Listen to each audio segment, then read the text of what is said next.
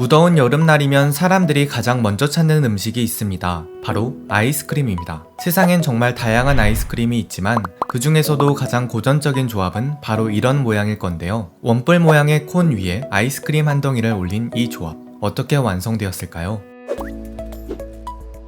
냉장시설이 발달하지 않았던 옛날에는 여름에 차가운 음식을 먹는다는 게 쉬운 일이 아니었습니다. 겨울철에 강이 얼면 얼음을 깨거나 높은 산에서 눈을 가져온 뒤 저장해뒀죠. 이 얼음으로 음식을 차갑게 식혀서 먹었는데요. 어쩌면 최초의 아이스크림을 먹은 사람들은 중국인일지도 모릅니다. 7세기 중국에는 수산이라고 불리던 음식이 있었습니다. 바닥에 얼음을 깔고 크림이나 버터를 산처럼 쌓아 올렸다고 해서 수산이라고 했죠. 이렇게 하면 얼음의 온도 때문에 고체도, 액체도 아닌 상태의 음식이 만들어졌습니다. 하지만 이 음식은 오늘날 우리가 먹는 아이스크림의 기원은 아닙니다. 아이스크림의 직접적인 기원은 중세 아라비아와 페르시아에서 먹던 음료 샤르바트로부터 출발했습니다. 체리나 석류처럼 새콤한 맛이 나는 과즙으로 맛을 냈고 얼음을 넣어 차갑게 식혀 먹던 음료였는데요. 16세기에 이슬람 세계의 패권을 차지한 터키인들은 이 샤르바트를 받아들였고 자기들 언어로 쉐르베트라고 발음했습니다. 그리고 이 쉐르베트는 유럽으로 전해져 이탈리아의 소르베토, 프랑스의 소르베, 영국의 셔벗이 되죠. 오늘날 이들은 얼린 디저트로 알려져 있지만 원래는 모두 터키 스타일의 음료였습니다.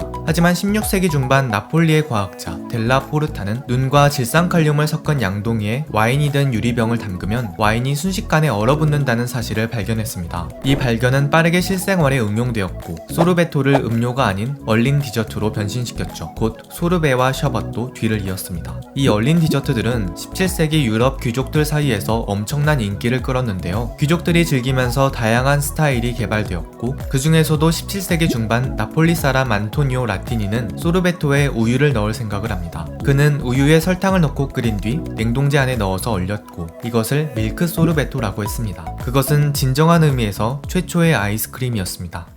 하지만 아이스크림과 콘이 만나려면 시간이 좀 더 필요했는데요. 처음에 사람들이 아이스크림을 담아 먹었던 용기는 길쭉하게 생긴 유리컵이었습니다. 컵은 어떻게 콘이 되었을까요? 19세기의 이탈리아는 통일 분위기가 조성되고 있었습니다. 하지만 오랜 분열을 끝내자는 운동은 아이러니하게도 끊임없는 전쟁을 낳았고 때문에 혼란을 피해 외국으로 이주하는 사람들도 많았죠. 가난한 이탈리아계 이민자가 타지에서 할 수 있는 직업은 많지 않았습니다. 일부는 거리를 돌아다니면서 값싼 아이스크림을 팔곤 했는데요. 영국인은 이들을 호키포키맨이라고 불렀습니다. 왜 호키포키인지는 정확히 밝혀진 건 없지만 싸다싸라는 의미의 이탈리아어 오케포코에서 왔다고 추정하기도 합니다. 싼 가격을 강조하면서 외치던 말이 호키포키로 와전되었다는 거죠. 호키포키맨도 아이스크림을 유리컵에 담아 건넸는데요. 하지만 호키포키맨은 이 컵을 제대로 설거지도 하지 않은 채 끊임없이 재사용했기 때문에 비위생적인 걸로 악명이 높았죠. 때문에 19세기 말이 되면 와플을 컵 모양으로 구워 아이스크림 용기로 이용하는 방법이 서서히 떠올랐습니다. 이 혁신에는 두 명의 주인공이 있었는데요. 영국 맨체스터에 살던 안토니오 발보나와 미국 뉴욕에 살던 프랭크 마르키오니였죠. 이들은 각각 1901년과 1903년 컵 모양의 와플을 만드는 기계를 발명하고 각각의 나라에서 특허를 넣습니다. 비위생적인 유리컵을 대체할 먹을 수 있는 형태의 컵이 등장한 겁니다.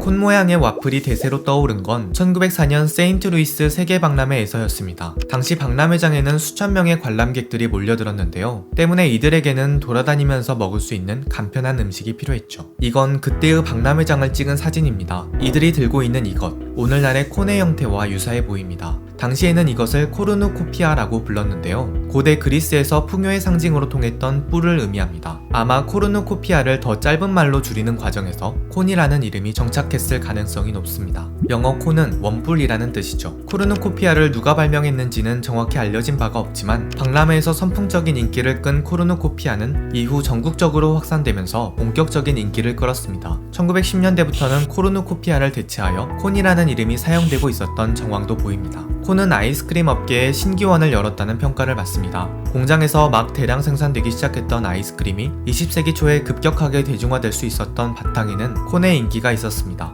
바삭바삭하고 고소한 콘과 부드럽고 달달한 아이스크림, 이 상반된 맛과 질감은 콘과 아이스크림을 찰싹 붙여놓았습니다. 마치 처음부터 이런 조합이었던 것처럼 아이스크림이라는 음식의 상징적인 비주얼이 되었죠. 오랫동안 사랑받는 이 고전적인 조합은 바로 이렇게 탄생했습니다.